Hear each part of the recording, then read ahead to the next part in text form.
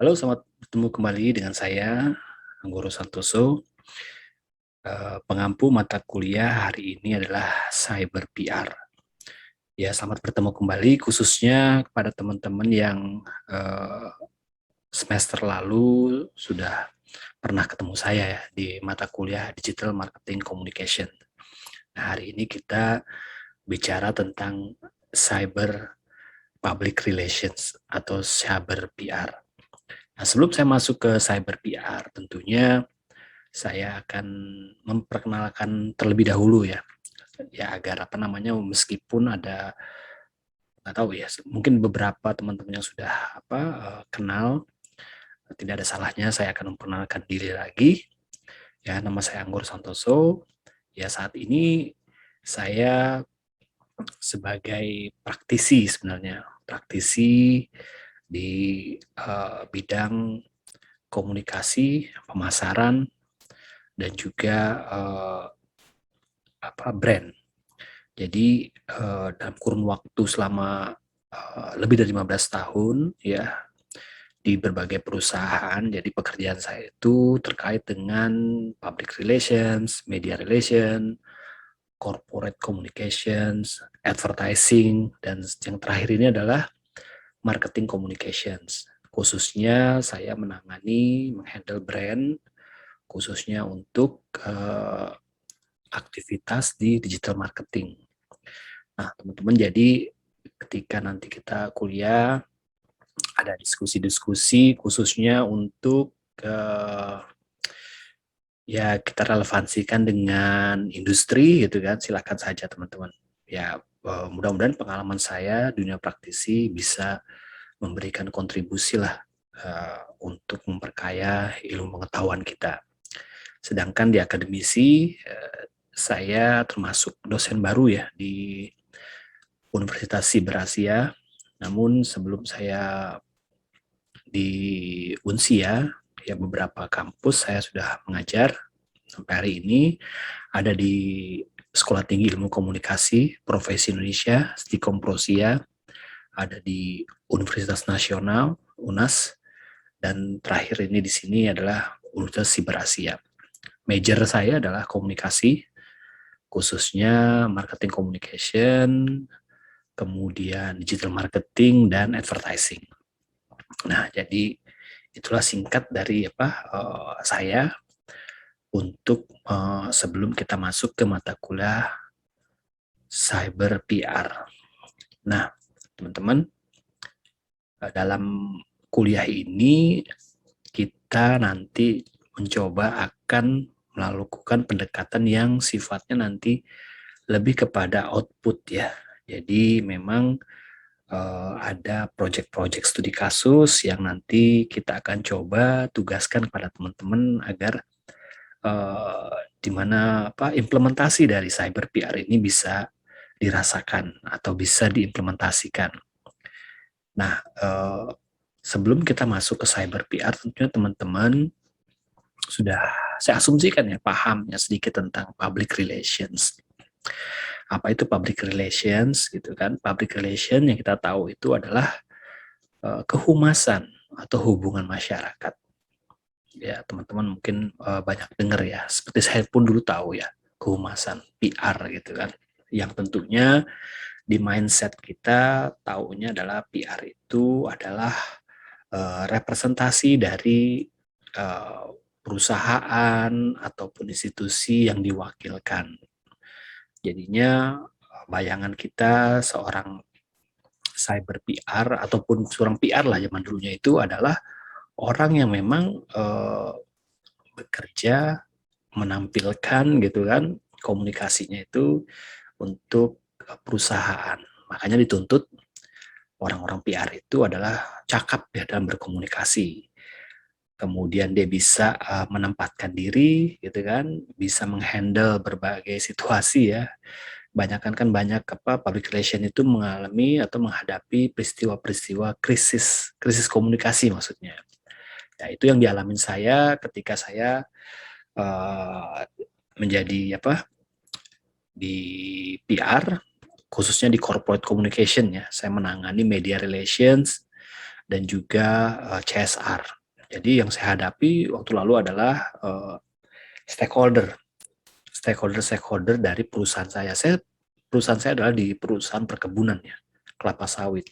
Sampai hari ini saya masih bekerja di sana, namanya London Sumatera Indonesia.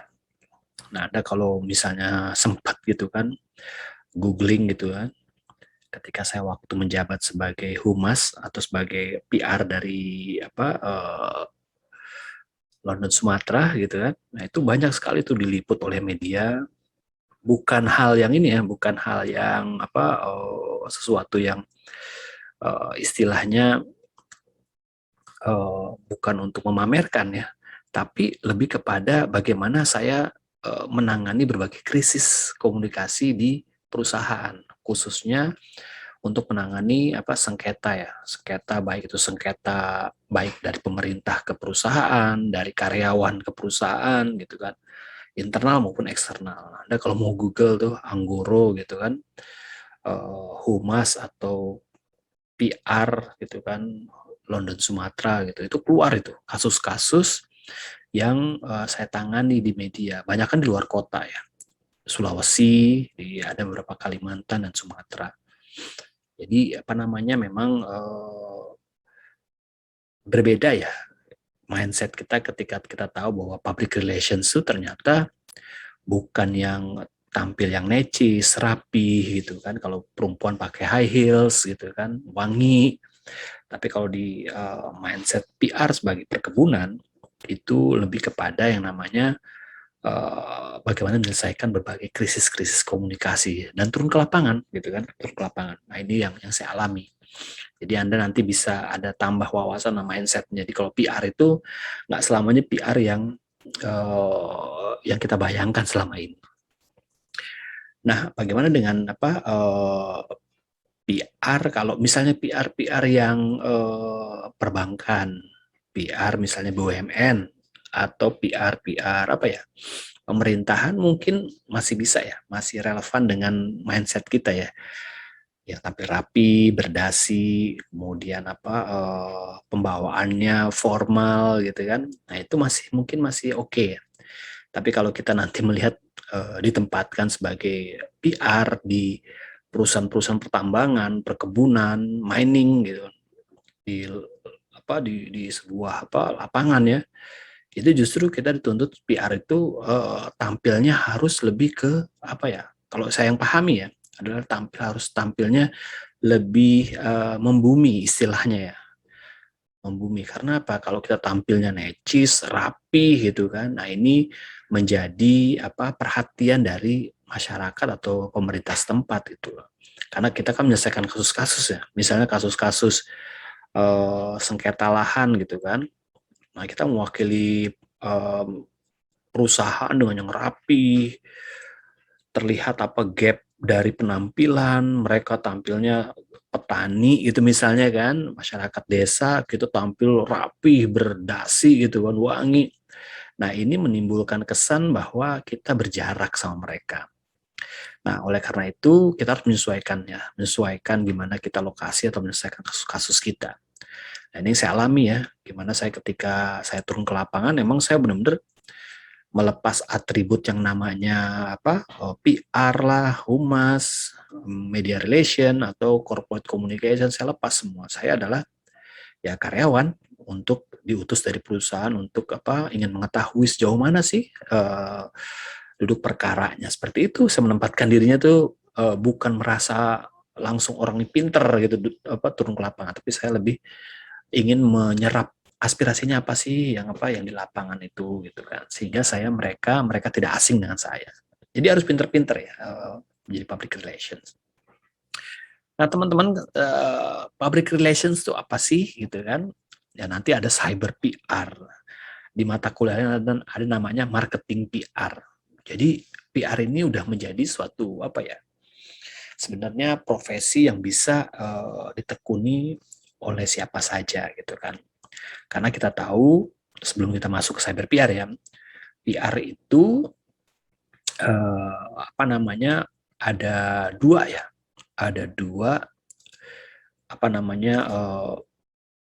model ya, atau dua pengertian PR itu. Ada PR sebagai method of communications, ada PR sebagai state of being. Jadi Anda harus tahu nih, PR itu nggak selamanya PR itu adalah orang yang bekerja di departemen PR, nggak. Jadi kalau Anda nanti bertugas gitu kan, Anda bisa bekerja di PR gitu kan. Jadi tidak semua ya PR itu memiliki yang namanya lembaganya, lembaga PR gitu kan.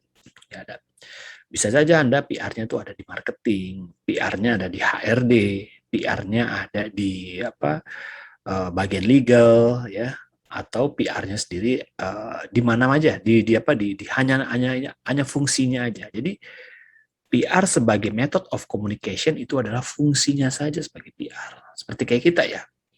Kita PR terhadap diri kita sendiri, makanya kita harus mengkomunikasikan diri kita ini merepresentasikan diri kita yang positif sehingga orang terkesan sama kita. Jadi sama saja. Jadi nggak harus kita itu bekerja sebagai PR itu di tempatnya departemen PR, belum, nggak harus gitu kan.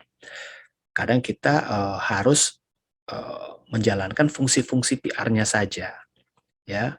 Yang saya alami atau yang saya tahu ya dari beberapa perusahaan itu mereka bergabungnya itu di marketing biasanya. Jadi sebutannya bukan PR ya, marketing atau customer service gitu kan. Jadi PR-nya juga gitu kan. Jadi nggak harus di satu lembaga PR. Nah itu method of communication dan kita semua ini menjalankan fungsi PR sebenarnya. Fungsi PR untuk keluarga kita menjalankan PR untuk diri kita. Karena Anda kalau misalnya Anda melamar pekerjaan gitu kan, nah, Anda kan harus mempresentasikan diri Anda itu siapa. Nah, ini adalah fungsi PR Anda tuh dijalankan. Jadi, PR sebagai method of communication. Artinya PR-nya itu sebagai fungsinya saja. Nah, ketika kedua adalah PR, public relations sebagai state of being. Nah, ini baru ya. Jadi, PR itu melembaga. PR itu ada departemennya. Ada departemen PR, ada orang media relations-nya, ada orang yang bagian medianya. Jadi PR itu sebagai salah satu departemen PR, humas gitu kan. Jadi menjadi fungsinya jadi state of being. Jadi kita PR-nya ini PR yang melembaga gitu kan. Jadi kita kalau kemana-mana itu ya langsung kelihatan tuh baik menjalankan fungsi dan juga mewakili sebagai lembaga gitu kan. Nah, ini dua malah perannya ya. Tapi bisa juga sebagai method of communication. Nah, jadi ada dua pengertiannya. Jadi kita kalau misalnya nanti sebagai PR, kita bisa saja dianggap sebagai PR, tapi PR-nya bukan PR yang melembaga. Atau PR yang memang benar-benar kita melembaga, ada departemen PR-nya, kartu nama Anda tertera itu. Public Relations, misalnya Hotel Armada misalnya. Nah, itu Anda sebagai public relations-nya. Tapi ketika Anda jalan gitu kan, Anda mempresentasikan tentang perusahaan gitu kan, Anda kemudian memberikan keterangan-keterangan informatif tentang perusahaan. Nah, Anda sebenarnya walaupun Anda bukan orang PR di departemen PR, tapi Anda telah menjalankan fungsi PR. Nah, seperti itu ya bedanya antara method of communication dan state of being di PR ya. Nah, kembali kita masuk ke cyber PR. Nah, cyber PR tuh munculnya kapan ya gitu kan. Nah, munculnya cyber PR ini sebenarnya fenomena ya. Fenomena ketika teknologi dan informasi ini berkembang. Ya, sejalan dengan inilah, dengan hadirnya internet, hadirnya teknologi yang berbasis media sosial, sehingga PR perlu merubah atau PR perlu yang namanya adaptasi dengan perkembangan zaman. Nggak bisa lagi public relations yang kita jalankan atau hari ini gitu kan, seperti dilakukan 10 tahun atau 20 tahun yang lalu, udah nggak bisa gitu kan. Karena masyarakatnya berbeda, lingkungannya berbeda, media komunikasinya juga berubah ya. Seperti itu. Makanya dinamakan cyber public relations ya. Itu ada di bukunya cyber public relation atau istilahnya banyak ya, ada EPR gitu kan, electronic PR gitu kan, cyber PR, ya macam-macam lah. Tapi ini menandakan bahwa public relations yang akan kita pelajari atau kita akan pahami pada semester ini adalah PR yang aktivitasnya itu menggunakan media internet atau berbasis teknologi dan informasi internet lah ya, sehingga bagaimana kita mengkomunikasikannya tentang brand, tentang perusahaan itu lebih bersifat interaktif nanti, lebih bersifat interaktif karena medianya juga sangat interaktif. Jadi multimedia, medianya internet. Jadi lewat cyber PR ini, informasi dilakukan itu bisa media sosial, jejaring sosial, lewat website gitu kan. Untuk apa? Untuk membangun hubungan dengan halayak, dengan komunitas, tanpa ada batas ruang dan waktu ya. Cyber PR ini bisa 24 jam ya, beda dengan PR yang tradisional. Nah, cyber PR ini muncul ketika era yang namanya revolusi 4.0 ya, karena mengikuti tren, mengikuti fenomena ya, begitu perkembangan sehingga PR ini mengalami pergeseran gitu kan. Pergeseran ini terlihat dari media yang digunakan dalam menyampaikan informasi tentang perusahaan. Nah, kita nanti 2030 udah mau masuk namanya Society 5.0. Itu akan berubah lagi bentuk PR-nya ya. Entah medianya, entah cara komunikasinya gitu kan. Saat ini aja udah mengalami berbagai banyak perubahan PR itu. Nah, ini disebabkan oleh yang namanya disruption. Disruption itu adalah bagaimana perubahan-perubahan ya, cara-cara lama itu diganti dengan cara-cara baru yang berbasis teknologi disruption itu. Disruption itu adalah bagaimana gangguan-gangguan ya dalam konteks bisa positif ya. Gangguan-gangguan yang akhirnya merubah cara-cara kita kerja yang lama menjadi cara yang baru. Ya dengan hadirnya teknologi ya, dengan hadirnya media sosial, internet, apalagi digital marketing, terus kemudian internet makin lama makin murah, bahkan nol gitu kan. Ada semakin nol gitu kan. Nah, ini semakin bagus ya kalau digital marketing itu. Di era digital ini. Semuanya banyak yang gratis gitu kan. Nah, disruption ini saya baca di literasi. Salah satunya adalah literasi tentang millennial skills everything gitu kan. Nah, itu disrupsi itu ada 3. Yaitu ada disrupsi digital seperti sekarang ini ya, dari yang analog ke digital itu biasa ya, dari yang mesin tik kemudian ke komputer ke smartphone, terus makin lama makin kecil dan makin simple. Nah, itu digital. Cara belanja juga gitu kan, dari fisik, uang juga gitu, tadinya fisik, uang, sekarang uangnya udah digital. Nah, yang paling penting adalah disruption milenial. Nah, disruption milenial ini berkembang akibat apa? Akibat populasi sebenarnya, atau di mana kaum milenial ini yang sekarang ini berumur sekitar 30 sampai 40 tahun gitu kan. Ya waktu hadirnya era baru itu, mereka adalah orang-orang yang mempelopori digital, mempelopori teknologi, mempelopori berbagai inovasi, sehingga ini melakukan disruption milenial. Bahkan efeknya itu kalau dalam buku Millennial Skill Everything itu katanya ada sebanyak 50 bisnis yang tergusur atau terbunuh oleh hadirnya namanya disruption milenial. Anda bisa baca bukunya tuh ya. Nah, itu menarik sekali sampai akhirnya bahkan Harley Davidson saja terbunuh oleh millennial disruption. Itu loh. Harley Davidson, kemudian tours and travel yang tradisional itu terbunuh juga. Musik rock juga terbunuh gitu kan. Nah, kalau misalnya nanti saya jelaskan lah ya di kesempatan bagaimana disruption milenial ini bisa membunuh, disebutkan bahwa dia milenial ini pembunuh berdarah dingin. Nah, ini menarik sekali ini. Dan di buku itu ada tipsnya juga bagaimana kita meresponnya atau mengantisipasinya dalam konteks marketing. Dalam konteks PR juga bisa ya.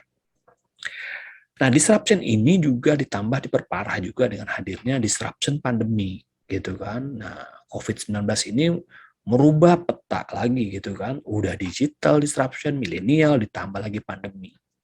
Akhirnya banyak juga yang akhirnya tumbang ya. Tapi kata di buku milenial juga atau di siapa saya dengar di di salah satu motivasi ya tentang kebangkitan disruption ini gitu kan, bahwa setiap ada yang mati atau yang terbunuh gitu kan ketika hadirnya disruption, itu akan muncul lagi model-model bisnis yang terbaru, akan banyak muncul ya. Ya kita lihat lah ya Gojek ya, ke Tokopedia gitu kan, itu kan membunuh apa bisnis model lama ya gitu kan, dan tumbuh tukang ojek pangkalan tuh sekarang habis gitu, tapi digantikan yang baru. Nah ini seperti itu ya, katanya kalau ada yang mati, bahkan akan ada muncul yang baru, model bisnis baru. Nah tentunya model bisnis baru ini harus memenuhi kriteria-kriteria yang disukai dimaui oleh milenial. Milenial kan maunya simple, gampang gitu kan, karena mereka nih terkenal dengan anak-anak generasi rebahan. Rebahan dan tanda positif ya. Artinya apa? Mereka itu bisa bekerja, bisa mengakses dunia itu dari rumah sekalipun, dari tempat tidur pun bisa, karena mereka adalah orang-orang yang aktif dalam digital. Jadi seolah-olah mereka itu tahu semuanya ketika nanti dia aktif di digital marketing atau di digital activity. Nah, ini mereka ini orang-orang seperti itulah milenial ini yang akhirnya merubah nanti bagaimana iklim kerja nanti juga berubah gitu kan. Nah, inilah yang akhirnya direspon oleh berbagai institusi lah, termasuk PR, akhirnya terbentuk namanya cyber PR. Itulah konsep latar belakangnya seperti itu ya. Karena perkembangan ya udah kita mau nggak mau akhirnya kita menentukan PR ini nggak bisa seperti zaman dulu, tapi PR itu sebagai cyber PR. Nah, cyber PR ini dengan berbasis media komunikasi adalah berbagai tools digital. Nah, ini kenapa? Karena memang yang namanya masyarakat kita, halayak kita sudah yang namanya melek teknologi. Mau yang di gunung, di daerah, di pesisir, semua selama ada internet, mereka udah melek teknologi, gitu kan. Apalagi anak milenial, generasi yang di bawah milenial itu generasi Z, itu sangat melek banget dengan teknologi. Ya, karena apa? Mereka semua udah merubah semuanya ya. Cara komunikasinya juga berubah. Cara komunikasi juga berubah. Nah, inilah yang nantinya menjadi target komunikasi dari cyber PR gitu kan. Nah, ini kita lihat dalam manfaat dari cyber PR apa sih gitu kan, yang kita ketahui ya secara umum ya, dia tuh real time gitu kan, tidak delay gitu kan. Seperti zaman dulu itu kalau ada kegiatan-kegiatan PR, karena saya termasuk generasi yang sebagai saksi hidup dalam bagaimana transisi dari analog ke digital. Saya termasuk generasi X gitu kan. Jadi saya tahu tuh bagaimana merasakan ketika zaman dulu PR sama zaman sekarang udah berubah gitu kan. Mereka tuh manfaat cyber PR itu real time. Real time tuh maksudnya baik itu memberikan tanggapan, memberikan respon. Sebaliknya juga dari masyarakat juga gitu, memberikan respon atau tanggapan juga real time. Nah, ini karena di era digital sekarang kecepatannya sangat tinggi sekali ya. Medianya juga banyak gitu kan. Dan terhubung kemana-mana. Makanya itu tantangan di PR tuh makin berat juga ya. Eskalasi itu tingkatan dari krisis komunikasi itu banyak banget. Dulu paling hanya dari koran aja, dari koran gitu doang kan, atau paling tinggi lah TV gitu kan. Tapi sekarang enggak. Kalau ketika saya ada kasus dulu di mana di satu perkebunan ya, kasusnya itu eskalasi krisisnya itu tingkatan nanjak sampai ke krisisnya itu cepat banget. Dari isu masuk di blow up di koran. koran masuk misalnya masuk ke apa namanya misalnya ke ke pemerintah lah gitu kan, tanggal pemerintah. Kemudian nih sekarang eskalasinya lebih cepat lagi karena apa? Masuk ke media sosial. Justru nah ini media sosial ini yang akhirnya nggak ada saringannya.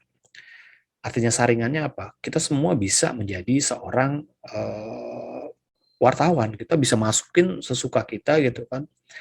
Isu-isu tentang apa perkembangan isu yang ada di apa di masyarakat.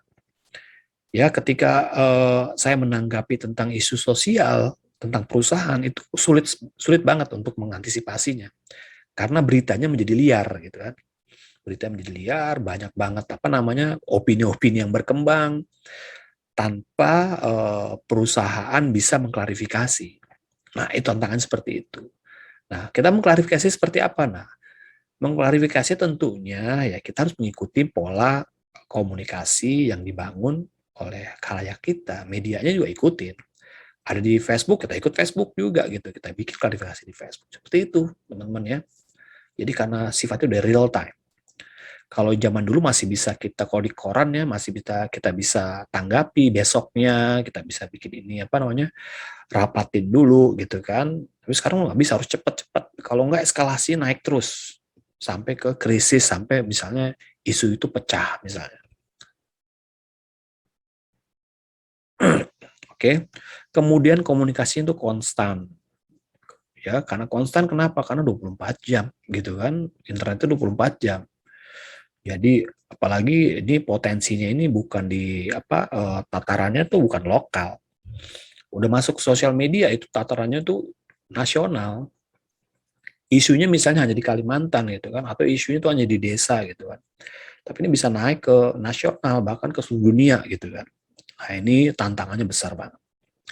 Tapi kalau tantangannya ini bisa kita lewati atau kita bisa dapat image positif, nah exposure kita juga kemana-mana. Exposure kita positifnya itu kemana-mana bisa sampai ke dunia juga gitu. Kemudian interaktif, artinya dua arah ya. Kita bisa tanggapin, kita bisa langsung kasih apa namanya masukan. Lalu no boundaries. No boundaries itu nggak ada batas.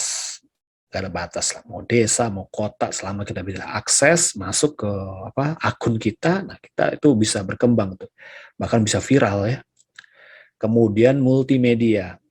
Multimedia artinya nggak seperti dulu koran aja gitu, bentukannya visual, cetak. Tapi sekarang multimedia bisa audio, bisa video, bisa gabungan audio video cetak. Wah, bukan main kan? Artinya itu apalagi di media cetak aja kita bisa beropini banyak banyak opini ya kita bisa lihat dari gambar fotonya. Apalagi dengan video gitu kan. Apalagi videonya ini bisa jadi apakah videonya itu hoax gitu kan, apakah videonya dibikin di setting, kita nggak tahu. Yang pasti kan respon orang di media sosial kan beda-beda kan. Ada yang memang langsung tersulut gitu kan emosinya. Ada yang memang berpikir, oh ini bener apa enggak gitu. Tapi kita nggak bisa gitu kan mengelola emosi orang di media sosial. Nggak bisa. Artinya kita harus cepat tanggap untuk mengklarifikasi. Kalau video ya kita klarifikasi lewat video lagi gitu kan. Media lagi gitu. Jadi kita harus dua kali ekstra gitu kalau mau klarifikasi. Tapi ya tentunya klarifikasinya juga kita harus atur timing dan positioningnya gitu kan. Nggak bisa setiap ada yang apa masuk tanggapan negatif kita klarifikasi gitu, nggak bisa. Harus tetap misalnya sekali klarifikasi kelar gitu, harus begitu apa namanya strateginya. Ya itu belajarnya juga apa lumayan lah ya panjang. Lalu ekonomis artinya untuk menjangkau publik yang begitu luas kita nggak perlu ngeluarin biaya banyak-banyak. Kalau zaman dulu ya harus banyak ya karena kita harus pakai media, pakai TV, pakai ngundang wartawan, itu cukup besar biayanya. Tapi sekarang ini cukup pakai website, cukup pakai video press release misalnya. Sekarang video press release gitu kan, atau menggunakan media sosial, blast internet, blast WA, blast email, itu udah menjangkau berbagai pelosok gitu atau berbagai halayak, lebih banyak lebih luas. Seperti itu. Nah, medianya apa aja sih? Kalau di cyber PR tuh banyak ya. Ada di website, ada press release-nya online, ya, sosial media, kemudian event-event yang digital, ada webinar gitu kan, dan lain berbasis digital. Nah, nanti kita bahas satu-satu nih, apa aja yang bisa menjadi tools dari cyber PR dalam mengkomunikasikan informasi tentang perusahaan atau institusi yang kita wakilkan, gitu kan.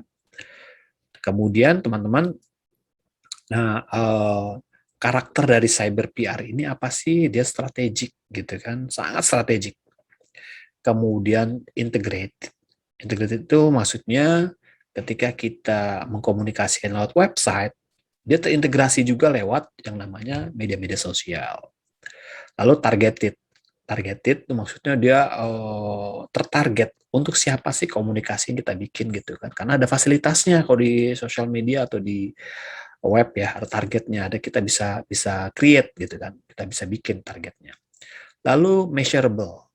Itu karakteristiknya. Measurable tuh bisa diukur.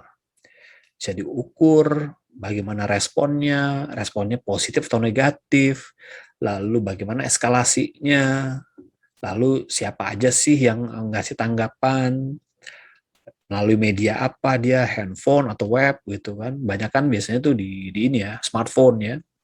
Nah, ini perlu diukur, kita evaluasi sehingga kita bisa menentukan tuh nanti ketika kita mau membuat suatu informasi, tahu apa yang kita mau bikin gitu kan, dengan medianya apa dan siapa yang akan kita tuju gitu.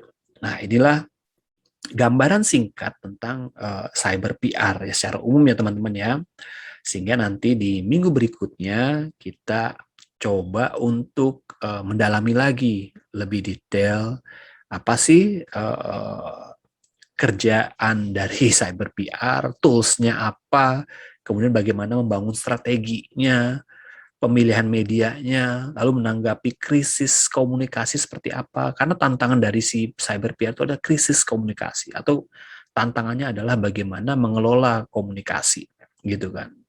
Karena nih medianya atau komunikasinya itu beritanya bisa liar, bisa hoax, bisa macam-macam yang bisa mengganggu reputasi dari perusahaan. Nah, itu bisa ya, bisa. Nanti kita kasih contoh-contoh lah. Contoh-contoh misalnya Lion Air dan lain-lain yang gimana dia bisa mengelola sebuah krisis sehingga dia bisa survive. Seperti itu teman-teman mahasiswa mata kuliah cyber PR awal ya. Nanti kita akan sambung lagi di materi berikutnya, di minggu berikutnya dengan hal yang lebih dalam lagi, lebih seru lagi, dan lebih lebih implementatif ya contoh-contohnya. Terima kasih dari saya undur diri. Sampai berjumpa di video selanjutnya. Assalamualaikum.